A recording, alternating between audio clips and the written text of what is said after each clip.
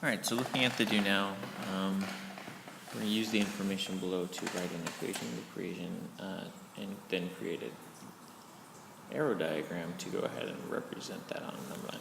So we have a start value of -4, and the sum is 2 units to the right, or 12 units to the right. So we have 12 units to the right, so that means we're going to be moving forward. That means that that's a positive 12 that's being added to -4, so that's going to be answer choice A. So on a arrow diagram, we're starting out at -4, and then we're moving forward. We should get, our answer would be 8.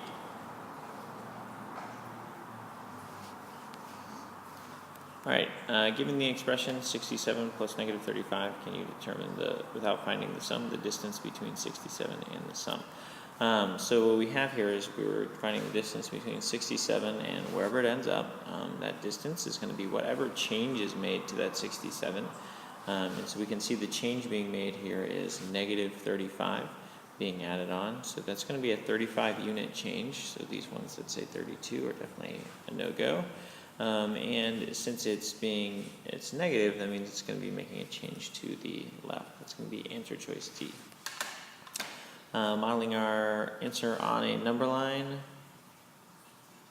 Actually, let's go ahead and not do that. Didn't realize I did not change the scale on the number line, so that's going to be a no-go. All right, let's flip on over and write down our aim for today. Today's aim, Kipsters will be able to create and use rules for adding integers. Create and use rules for adding integers.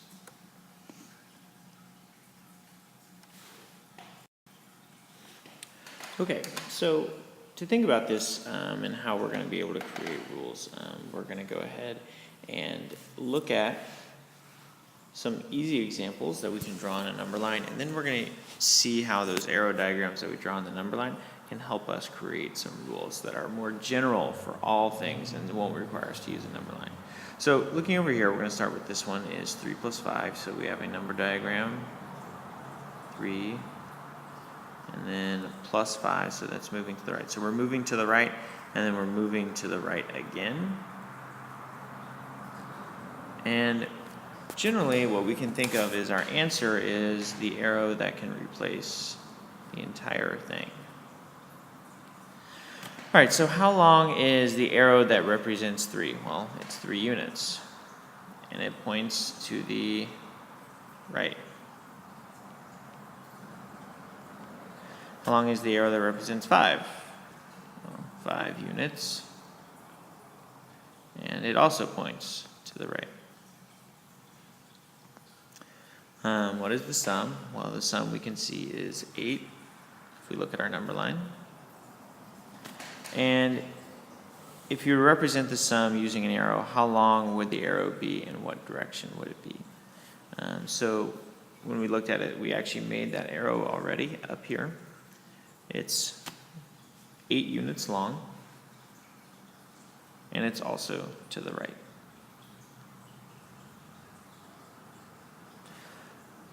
So what is the relationship between the arrow representing the number on the number line and the absolute value of the number? So this is just getting us to think about how our relationship with the lengths of these is represented within the values here.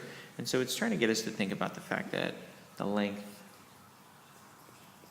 is just the absolute value of the number.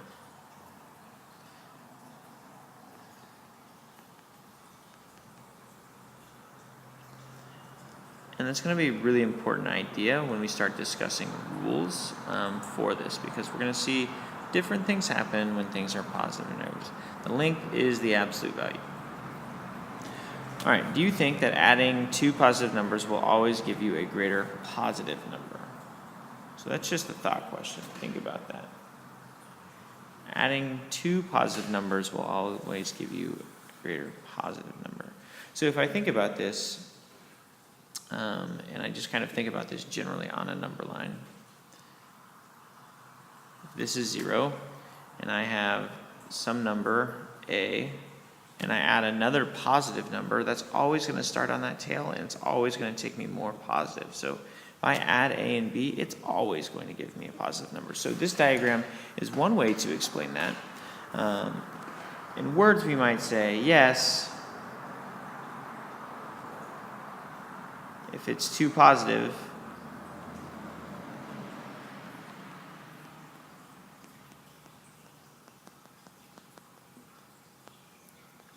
both arrows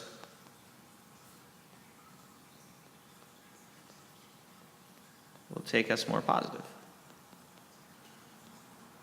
So there's nothing to ever take us back to negative. Will take us both positive.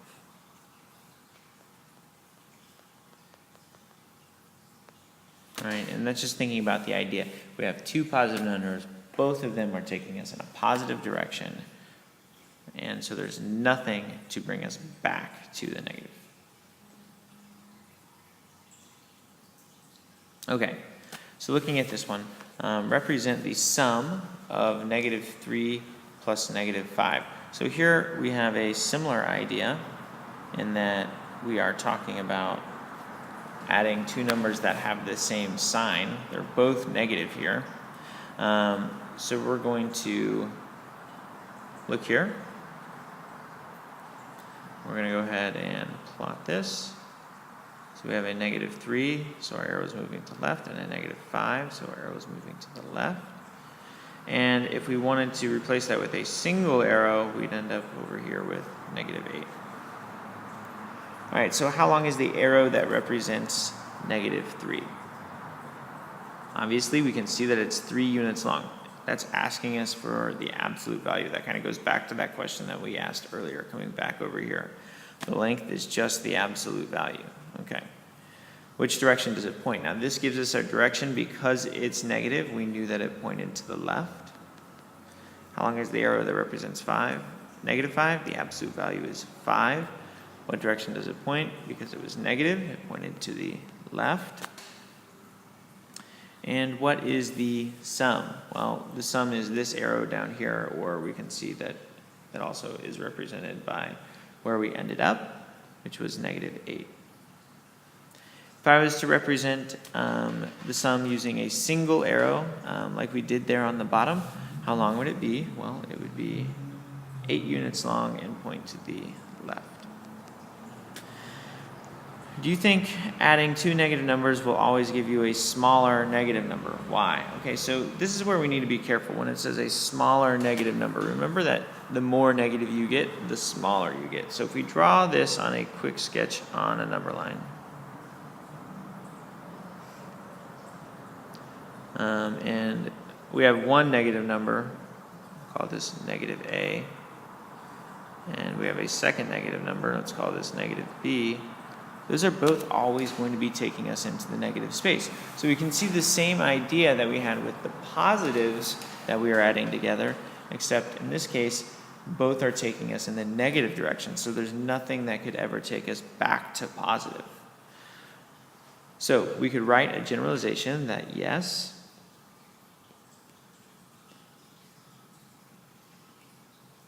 two negatives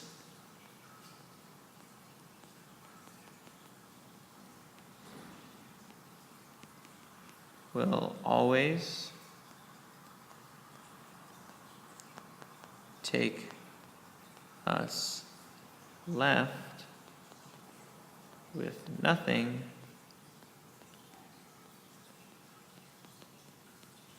to bring back to positive.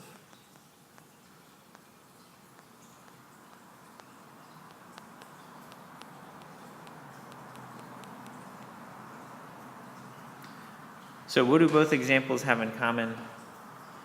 That kind of goes the idea. We can see that the thing that they both have in common is both are additions of the same sign. So they're both negatives or they're both positives in this one. We also see that the length of the arrow that represents the sum of the two numbers also has the same sign. So they both are additions of the same sign, and the answer has the same sign. The sum has the same sign.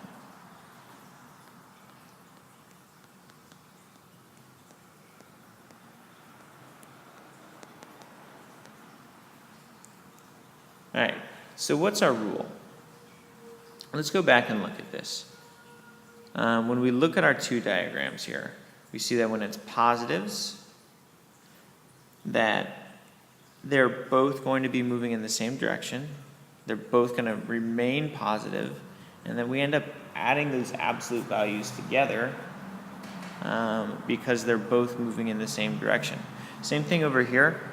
We're going to add those absolute values together, 3 and 5, and we're going to get 8. But this time, we're moving left, so we're going to have a negative, because they were both negative to begin with, and they both took us in the negative number. So our rule here is that we need to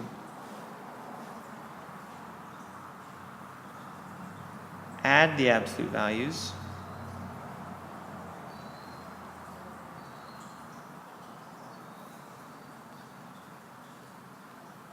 and keep the same sign.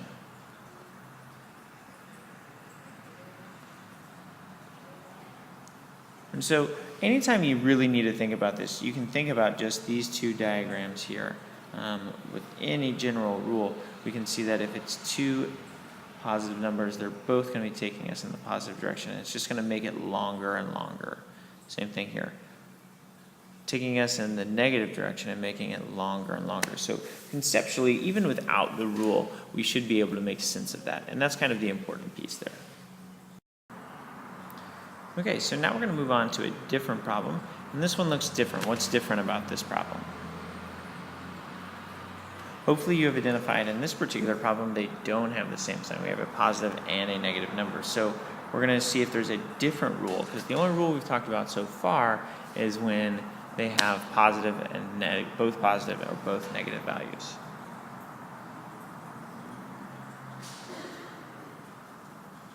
So we have a +5 and a -3. So here we see something very different happening. When we have this happen, we can see that our values cut into each other. We're not extending our arrow or making it longer. We're actually making our arrow shorter. So how long is the length of the arrow? Well, this one's 5 units. So we see it's 5 units long, and it points obviously to the right because it's positive. Now, on the other hand, we have our -3, which is 3 units, but it points to the left. And so this is where we see that relationship where one arrow is kind of cutting into the other because they're going opposite directions. So the question here is which arrow is longer? And that's thinking about, is this more positive or is this more negative? So we look at this value here, and obviously the 5 units is longer, which means that the 3 is not going to take it back to the negative side. So what we see here is that the 5 is longer. So what is the sum? So the sum is 2, and it would be to the right. So if we drew to the right,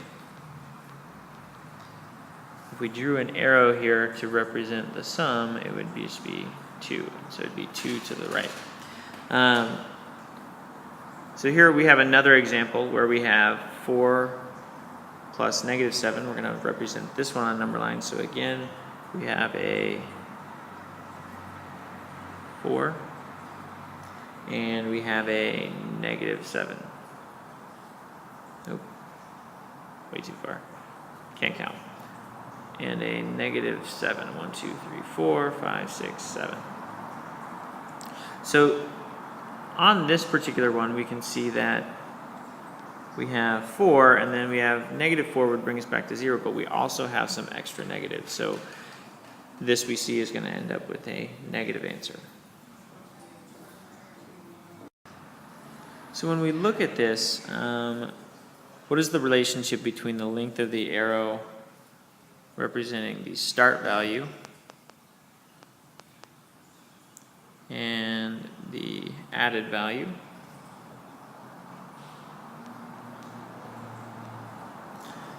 So when we look at this, what we can see here is that we end up with 3, and it's a -3, and here we end up with a sum that is 2, which is a +2. And we can notice the relationship here that this is a lot like 5 minus 3, and this one is a lot like 7 minus 4. And that comes from the idea that the arrows are cutting into each other. One arrow is cutting out the legs of the other. So it's like this arrow is taking away from this longer arrow, and it's making it just this shorter arrow. The only thing that we really need to think about, though, is that we don't always get a positive answer. So if we did this subtraction, we'd get 3, but we can see that we get a -3. And that's where we have to think about which arrow is longer. Is my work more negative or more positive? Which arrow is going to win the battle? It's kind of like tug of war almost. Okay, so in the 2 example above, the relationship between the arrow and the lengths of the arrows representing the start value is that the length of the sum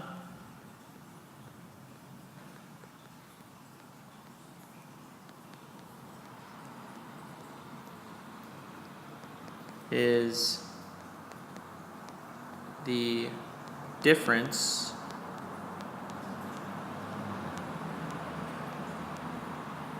between the absolute values.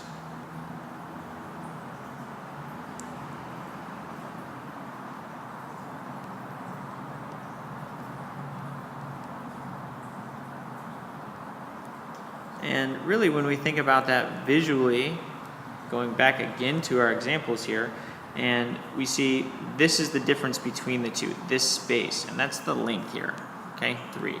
Same thing up here, if we think about it visually, it's the difference between these 2 arrows right here. That's the space, and that's where we have our arrow. And so that tells us the length. The direction of the difference between the start and the added value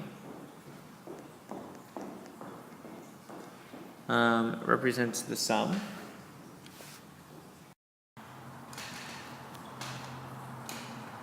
The direction of that arrow, and we noticed up here again, it was all about which arrow was longer, the negative one or the positive one. So the direction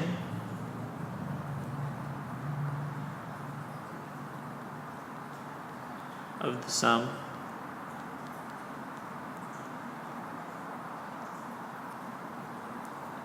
is the direction of the larger arrow.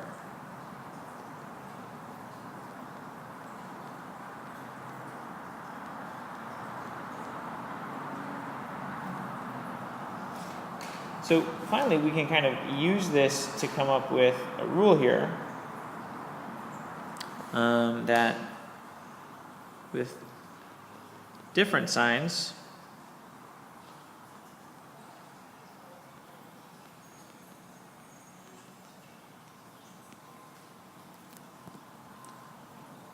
we subtract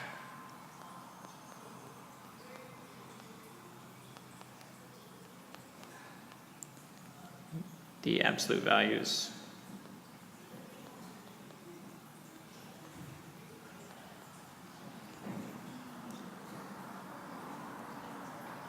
And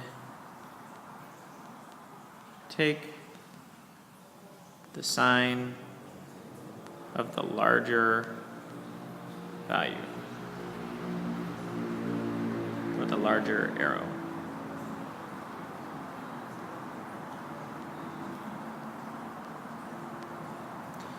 All right, and so we can see here now, if we kind of put the 2 rules together, we have 2 different rules, one for when they add with like signs. So when they have like signs, they're both going the same direction, so they're making longer arrows.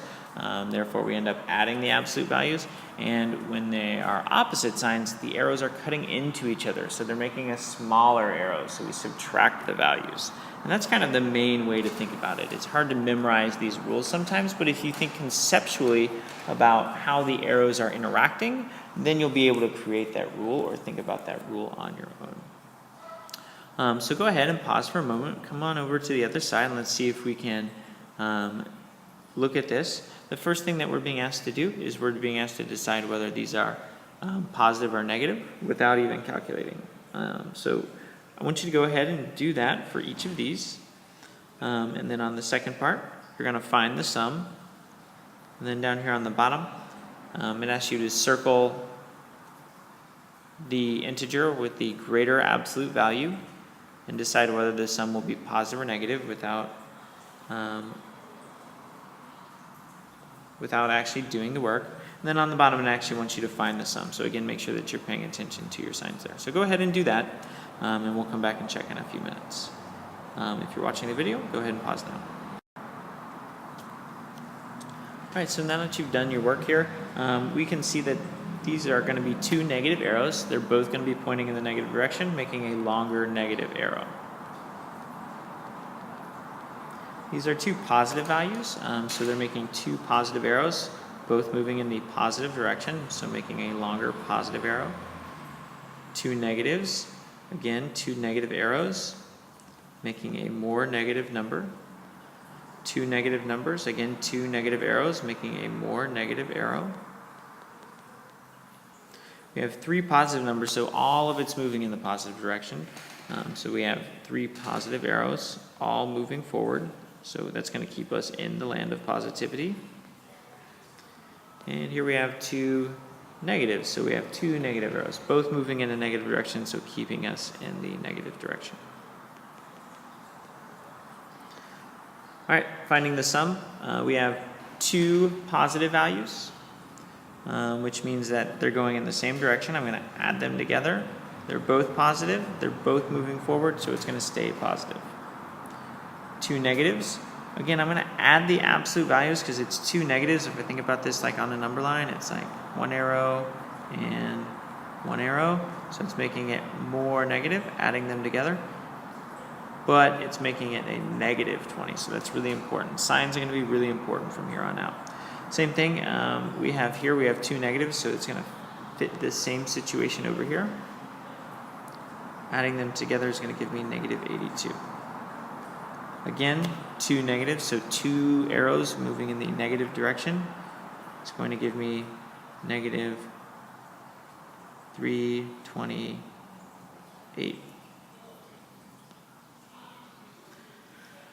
All right, here we're circling the one with the greater absolute value. So here we see that 2 has the greater absolute value, the 9 has the greater absolute value, the 6 has the greater absolute value, and the 11 has the greater absolute value, which means that in these particular additions, each of these numbers is going to be the one that has the longest arrow.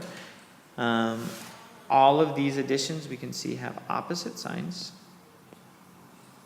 And when they have opposite signs, that means they're cutting into each other. And we're going to end up taking the sign of the larger arrow because that arrow is going to stay positive here. So this one's going to be positive. This one's going to have the longer arrow being negative, so it's not going to be able to make it back to positive from the +5. This one has a -6 as it's larger, so that one's going to stay in the negative because the +3 is not going to make it back to 0. Here we have the -11. Again, this one's going to stay negative because +1 won't even get us back to 0. So find the sum down here. All of these particular problems have different signs between the two of them. So we know the arrows are cutting into each other. So in this one we have a -10, and then we have a 7, which isn't going to make it back to 0. So it's going to give me -3 because 10 minus 7 gives me the 3, but it's going to stay negative. Same thing here. We have a -16, and then we don't have enough to get back. So that's going to be 16 minus the 8 is going to give me 8, but it's negative because it wasn't enough to get back. Here we have a positive 65. Then we have a negative 12 cutting back into it, but it's not enough to get it to the negative zone, so it's going to stay positive. It's going to give me 53. And here we have a 126, but we got a 105 cutting back into it, but not enough to get it back to 0, so this is going to stay negative. And we're going to get 100, no, not 111, and we're going to get 21, negative 21. All right, so that's our work for today. Go ahead and flip on over to your alone time and get started.